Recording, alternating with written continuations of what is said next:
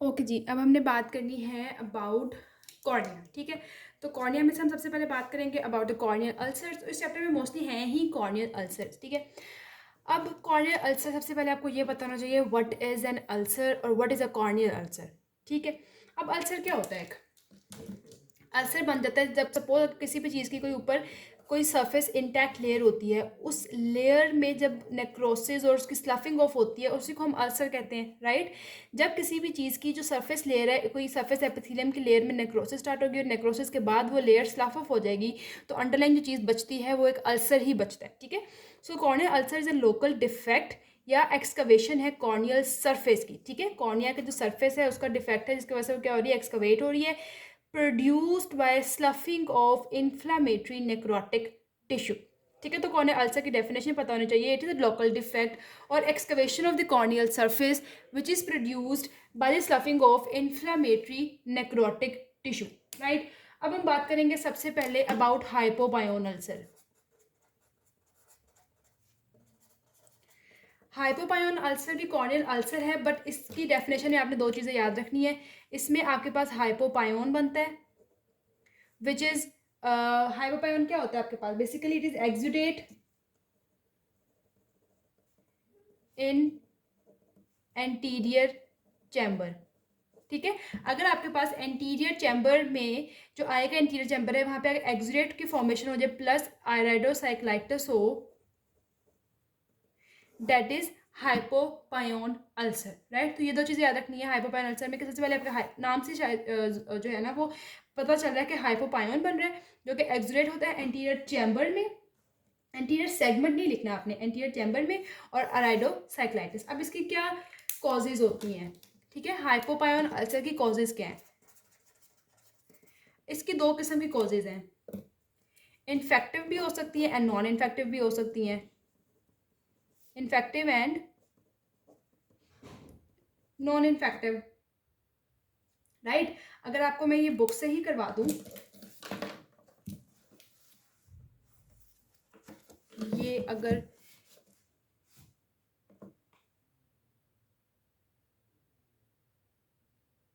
ये देखें आपके पास इन्फेक्टिव कॉजेज है ना, तो इन्फेक्शन में कोई ना कोई ऑर्गेनिज्म ही होगा। तो अगर वो बैक्टीरिया की वजह से हो रहा है, या वो प्रोटोजोआ है, वायरस है, फंजाई है, या कोई क्लेमीडिया हो सकता है, ठीक है। तो ये तो इन्फेक्टिव कॉजेज हो गई हैं।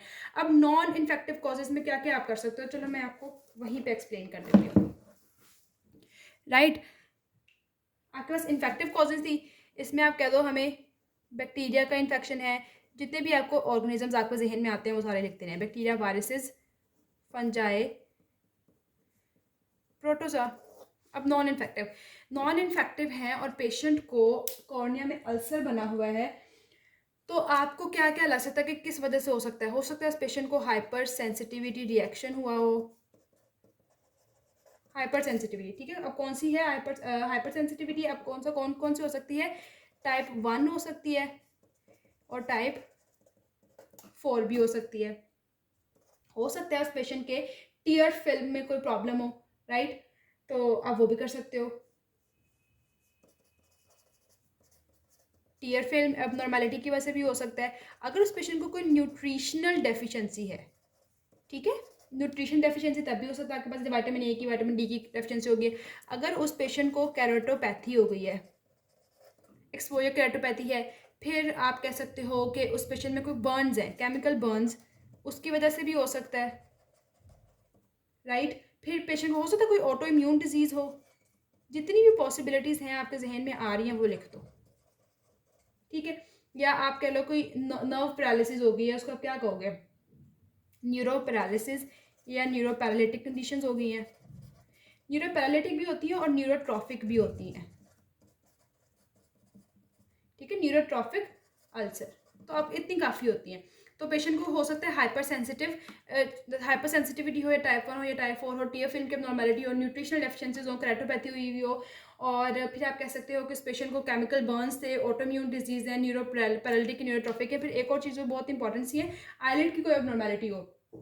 अगर पेशेंट को ट्रिकिएसिस है, जो हमने अपनी कंजक्टिवा वाले चैप्टर में पढ़े थे, ट्रिकिएसिस है या एंट्रोपियोन है, इन दोनों की वजह से कॉर्निया डैमेज होता है, राइट। तो जब कॉर्निया डैमेज होगा तो कॉर्निया का अल्सर भी बन सकता है। तो आपने ये चीज़ें याद रख लेनी है, हाइपोपायोन। अब हम फर्दर आगे बात करेंगे अबाउट बैक्टीरियल अल्सर, फंजाई के जो अल्सर्स होते हैं वगैरह, ठीक है। सबसे पहले बात करते हैं हम बैक्टीरियल अल्सर्स।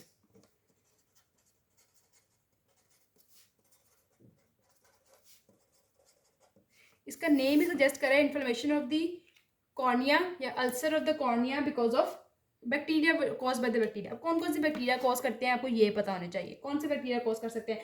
मशहूर ज़माना वही एक दो का नाम है स्टेफ ऑरियस, स्ट्रेप्टोकोकस नमोनी, ठीक है। मोस्ट इंपॉर्टेंट तो यही है, बट गोनोकोकस, मोरक्सेला वगैरह, ये इतने नाम काफ़ी है वरना भूल जाते हैं। तो स्टेफ ओरियस, स्ट्रेप्टोकोकस नमूनी है आपके पास, गोनोकोकस है आपके पास, मोरक्सेला है। अच्छा, इसकी ना पैथोजेनेसिस में कुछ स्टेप्स हैं वो याद रखने हैं आपने। अच्छा, आपके पास ये इसके कुछ स्टेजेस हैं। पहली है आपके पास इनफिल्ट्रेटिव स्टेज, इनफिल्ट्रेट किया। सेकेंडली वो स्टेज एक्टिव हो गई तो हमको कहेंगे एक्टिव स्टेज है। थर्ड में हम कहेंगे डेट इज रिग्रेशन या रिग्रेसिव स्टेज है। एंड जो नंबर 4 स्टेज होती है ना आपके पास वो होती है सिकट्राइजेशन, यहाँ लिख देते हैं, ठीक है। ये सारी स्टेजेस हैं, इनफिल्ट्रेटिव है, एक्टिव है, रिग्रेसिव है और सिकट्राइजेशन है। अब हर स्टेज में अलग अलग हो क्या रहा है, हो ये रहा है कि आपके पास जब इनफिल्ट्रेटिव स्टेज होती है ना इसमें आपके पास येलो वाइट कॉर्नियल ओपेसिटीज बन जाती हैं, येलो वाइट कॉर्नियल ओपेसिटी बन जाएगी आपके पास, राइट। अब वो येलो वाइट एक तो ओपेसिटी बन गई है, सेकंड पॉइंट इसमें आता है आपके पास एपिथेलियल एडिमा। ये दो चीज़ें आपने इनफिल्ट्रेटिव स्टेज के अंदर लिख देनी है, मोर देन इनफ है। इनफिल्ट्रेटिव स्टेज थी, येलो वाइट कॉर्नियल ओपेसिटी बन गई आपकी कॉर्निया में, येलो वाइट कलर की कॉर्नियल ओपेसिटी बनती है और आपके पास डायग्नोस्टिक पॉइंट भी होता है सिनेरियो में कि आपके पास कॉर्निया की येलो वाइट ओपेसिटी थी और एपिथेलियल एडिमा वगैरह था, ठीक है। तो आपके पास बैक्टीरियल कॉर्नियल अल्सर होता है। तो येलो वाइट ओपेसिटी है प्लस एपिथेलियल एडिमा है। देन आपके पास वो स्टेज एक्टिव स्टेज पे जाती है क्योंकि अभी अल्सर नहीं बना है, ठीक है, सिर्फ अभी ओपेसिटी हुई है। अब एक्टिव स्टेज में तो वहाँ पे नेक्रोसिस भी होगी, राइट, नेक्रोसिस होगी है, एपिथेलियम स्लफ ऑफ हो जाएगी, फिर ही अल्सर बन सकता है ना, स्लफ ऑफ हो सकती है आपकी एपिथेलियम वहाँ से, ठीक है। और फिर आपके पास अल्सर यहाँ पे एक्टिव स्टेज में बन गया और वहाँ पे हमारे पास एपिथेलियल एडिमा हुआ था, यहाँ पे आपके पास स्ट्रोमल एडिमा भी हो जाएगा। सबसे पहले नेक्रोसिस, एपिथेलियम स्लफ ऑफ हुई, अल्सर बन गया और स्ट्रोमल एडिमा हो गया। अब इसमें और भी बहुत सी बातें हैं जो होती हैं। उसने कॉर्निया का कलर था येलो वाइट, इसमें कॉर्निया का कलर हो जाएगा आपके पास greyish white, right. Grey white colour का आपका कॉर्निया हो जाएगा, नेक्रोसिस तो हो गई है। अब अल्सर की जो बेस है वो क्या होगी, उसकी भी नेक्रोसिस हो जाती है, राइट। स्ट्रोमल एडिमा का ग्रेश वाइट आपके पास जो है वो कॉर्निया है। अब इसमें इस पेशेंट में आपके पास एंटीरियर यूवियाइटिस, एक्टिव स्टेज में बहुत ज़्यादा चीज़ें हो रही हैं, एंटीरियर यूवियाइटिस भी हो रहा है आपके पास, ब्लेफरोस्पैज्म भी हो रही है। अच्छा, जो मेन कंप्लेंट्स होती हैं ना, पेन, एक्टिव स्टेज में पेन होगी, फोटोफोबिया हो रहा है, लैक्रिमेशन एंड हाइपोपायोन बन जाता है इसमें, राइट, हाइपोपायोन भी बनता है। तो आपने ये चीज़ें याद रखनी है क्या क्या हो रहा है। देखो, एक्टिव स्टेज थी, बैक्टीरिया आ गया, जब बैक्टीरिया ने मतलब इन्फिल्ट्रेट तो कर लिया, उसके बाद एक्टिव स्टेज आ रही है। एक्टिव स्टेज में क्या होगा कि डेफिनेटली अब वहाँ पे अल्सर बनेगा। तो अल्सर बनने की सबसे पहले आपने बता देनी, सबसे पहले नेक्रोसिस होगी, एपिथेलियम स्लफ ऑफ हो जाएगी, अल्सर बन जाएगा, राइट। अल्सर बन गया, एपिथेलियम तो स्लफ ऑफ होगी, पीछे क्या बचा, स्ट्रोमा बचा, तो स्ट्रोमा का एडिमा हो जाएगा। पहले आपके पास येलो वाइट कलर का था आपके पास कॉर्निया, अब उसको ग्रेइश वाइट कर दो, राइट। अब कॉर्निया बैरियर था अंदर ऑर्गेनिजम्स का जाने के लिए, जब कॉर्निया डैमेज हो गया है तो एंटीरियर यूवियाइटिस भी हो सकता है अंदर आपके पास, राइट, ब्लेफरोस्पैज्म है। अब कॉर्निया डैमेज है तो पेन फाइबर्स एक्टिवेट हुए, जब pain fibres activate, pain, photophobia, lacrimation start हो गया, ठीक है। अल्टीमेटली आपके पास हाइपोपायोन भी बन जाता है। अब इसके बाद आपके पास रिग्रेसिव स्टेज आती है, रिग्रेसिव स्टेज में सब चीज़ें खत्म हो जाएंगी, ठीक है। इस इसमें आपने रिग्रेसिव स्टेज तब आती है जब आपके पास नॉर्मल हमारा होस्ट जो बंदा होता है, जैसे जो ऑर्गेनिज्म है, वो उसकी बॉडी जो है वो रिस्पॉन्स करती है, ठीक है। इसमें होस्ट रिस्पॉन्स आपने बारे में थोड़ा सा लिख देना है। एंड देन आपके पास देखो, सपोज आपके पास ये अल्सरेटेड एरिया था, ये सारा ऐसे ऐसे, ठीक है, और ये इसने सपोज करो ये पूरा कॉर्निया है और कॉर्निया में इस जगह पे अल्सरेशन हुई है। अब आपके पास जो रिग्रेसिव स्टेज आती है ना, रिग्रेसिव स्टेज में एक लाइन ऑफ डिमार्केशन आ जाती है, ठीक है। तो रिग्रेसिव स्टेज के अंदर आपने क्या लिख देनी है, एक लाइन ऑफ डिमार्केशन की फॉर्मेशन हो जाती है, राइट। और ये लाइन ऑफ डिमार्केशन कौन बनाता है, ल्यूकोसाइट्स। ये चीज़ें याद रखनी है आपने, ठीक है। ये सिर्फ इसमें आपने सिर्फ यही लिखना है। फिर आपके पास आ जाती है सिकट्राइजेशन स्टेज। सिकट्राइजेशन के नेम से आपके पास लग रहा है हीलिंग हो रही है और यहाँ पे आपके पास स्कारिंग होगी, राइट। अब यहाँ पे सिकट्राइजेशन का मतलब ये है कि आपके पास सबसे पहले देखो ये हीलिंग स्टेज है आपके पास, इसमें हीलिंग होनी है, ठीक है। कैसे होगी कि अब देखो, अब वहाँ के एपिथेलियम सारी उतर गई हुई है, अब यहाँ पे न्यू एपिथेलियम की फॉर्मेशन होनी है, राइट। तो अल्सर जो आपके पास जैसे बना हुआ था ये अल्सर, इसमें सारी अब एपिथेलियम इसको इन्वेट करेगी, यहाँ पे सारी न्यू एपिथेलियम की फॉर्मेशन होनी है, राइट। एपिथेलियम की फॉर्मेशन होनी है और सबसे पहले उस एरिया में जब एपिथेलियम की ज़्यादा फॉर्मेशन होगी, वहाँ पे क्या बन जाएगा, स्कार बनना है वहाँ पे, ठीक है। पीछे अंदर जो स्ट्रोमा पीछे पड़ा हुआ है उसके ज़्यादा नए लैमेलेज आएंगे, ठीक है, न्यू स्ट्रोमा लैमेलेज बनेंगे आपके पास। तो ये चीज़ें आपने सारी की सारी सिकट्राइजेशन स्टेज में लिख देनी है, ओके। अब एक पेशेंट था जिसको बैक्टीरिया कॉर्नियल अल्सर था, हमने बात कर ली उसकी कौन कौन सी स्टेजेस थी, इन्फिल्ट्रेटिव, एक्टिव, रिग्रेसिव और आपके पास सिकट्राइजेशन स्टेज थी, ठीक है। अब पेशेंट किन कंप्लेंट्स के साथ आता है, डेफिनेटली पेन। देखो इस स्टेज में हमारे पास पेन, फोटोफोबिया, लैक्रिमेशन थी ना, तो यही उसकी कंप्लेंट्स होंगी, राइट। पेन थी, सडन पेन क्या थी, लेकिन सडन ऑनसेट की थी, राइट। और पेन होती है because of increase intraocular pressure, right. Pain हो रही है, अब कॉर्निया इन्वॉल्व हो गया तो क्या उसकी विजन अफेक्ट नहीं होगी, होगी ना। तो उसकी विजन ब्लर हो जाएगी, उसकी विजन क्या हो जाएगी, ब्लर हो जाएगी। वही बात मैंने आपको की थी, लैक्रिमेशन, फोटोफोबिया, जो उसकी एक्टिव स्टेज में सिम्टम्स आ रहे थे ना, वो आप डाल दो यहाँ पे, ठीक है। विजन ब्लर हो गई है, अब आई रेड हो जाएगी, ये एक्टिव स्टेज में आना था, मैं शायद भूल गई थी, हाइपरीमिया भी उसमें हुआ था, आई रेड है। तो आपके पास सिम्टम्स नहीं याद आ रहे तो एक्टिव स्टेज के डाल दो, पेन, फोटोफोबिया, लैक्रिमेशन, हाइपरीमिया मतलब रेडनेस, ठीक है। फिर आप अब थोड़ा कॉमन सेंस यूज़ करो कि कॉर्निया इन्वॉल्व हो रहा है तो उसकी विजन भी ब्लर होगी, प्लस उसको हेलोज नजर आएंगे, ठीक है। कॉर्नियल अडीमा हुआ था ना यहाँ पे, एपिथेलियल का एडीमा, तो उसकी वजह से पेशेंट को हेलोज भी फील होंगे। चलो ठीक हो गया, ये सब कुछ हो गया। ये तो पेशेंट इस तरह प्रेजेंट कर गया आपके पास। अब कुछ चीज़ें ऐसी हैं जो आपने चेक करनी है, उन्हें क्या कहते हैं, साइंस। अब आपने देखने के पेशेंट का क्या साइंस है। साइन में सबसे पहले देखोगे, हमने कहा था पेशेंट की विजन ब्लर है, सबसे पहले आपको पता चलेगा कि पेशेंट की विजन रिड्यूस हुई हुई है। फिर आपने बाहर लिड्स से स्टार्ट होना है, ऐसे सपोज ऐसे आंख बनाई है ना, तो ये बाहर की तरफ क्या होती है, लिड्स होती हैं, लिड्स से स्टार्ट होना है आपने सीक्वेंस वाइज। लिड्स क्या होंगी, सोलन, लिड्स को हटा दिया, अंदर क्या बचा, यहाँ पे क्या आता है, कंजक्टिवा आता है, कंजक्टिवा डेड एंड कंजेस्टेड होगा। कंजक्टिवा के बाद क्या आता है, ये कंजक्टिवा था, अब लिम्बस एरिया आ गया, लिम्बस का क्या होगा, सिलरी,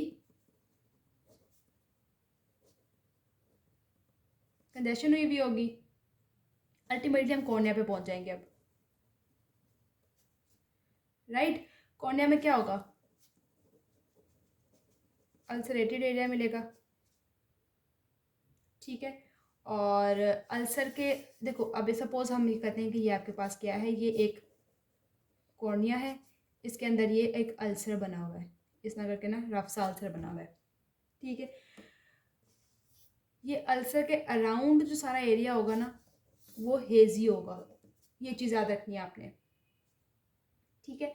अब जब इस अल्सर को आप स्टेन करोगे तो स्टेन पॉजिटिव आएगा, ठीक है। किसके साथ स्टेन करना है आपने, 2%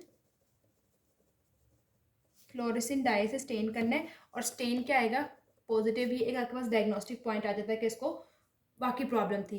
फिर हमें पता है कि कॉर्निया में हाइपोपायोन भी बनना है एंटीरियर चैम्बर में, वो नज़र आएगा आपको,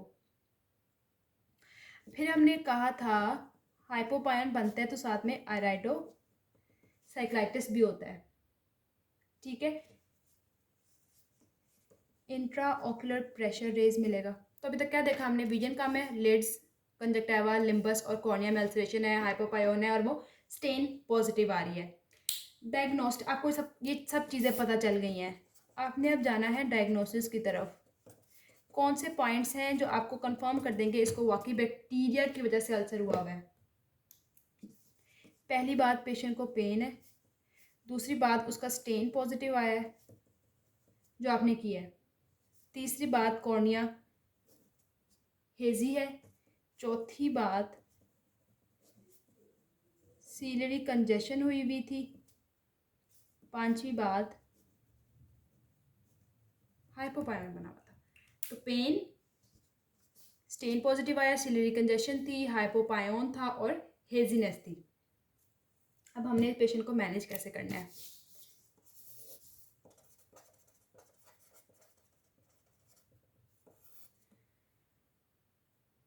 अगर आपको लग रहा है कि पेशेंट बहुत ही क्रिटिकल कंडीशन में है तो उसको एडमिट कर लें। फिर आप उसके ना प्री डिस्पोजिंग फैक्टर्स देखें कि वो कॉन्टैक्ट लेंस तो नहीं वेयर किए हुए उसने, कि हो सकता है उसकी वजह से इन्फ्लेमेशन चली गई हो, ठीक है। कॉन्टैक्ट लेंस, उसको कोई ऑक्यूलर ट्रॉमा तो नहीं हुआ कि उसकी वजह से हो रहा हो, कोई ऑक्यूलर डिजीज़ तो नहीं है उसे, ठीक है, या वो कोई इम्यूनोसप्रेसिव ड्रग्स तो नहीं ले रहा।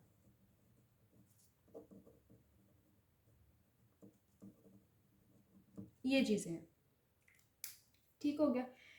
अब आपने मैनेजमेंट में पहले दो चीज़ें देख ली, आपने उसको एडमिट किया, उसके प्री डिस्पोजिंग फैक्टर्स देख लिए। थर्ड चीज़, आप उसके लैब्स करवाओगे। वैसे ही इन्वेस्टिगेशन, जो रूटीन इन्वेस्टिगेशंस होती है ना, ठीक है। तो मैनेजमेंट के स्टेप्स देखो। सबसे पहले आपने पेशेंट को एडमिट किया और प्री डिस्पोजिंग फैक्टर्स देख लिए।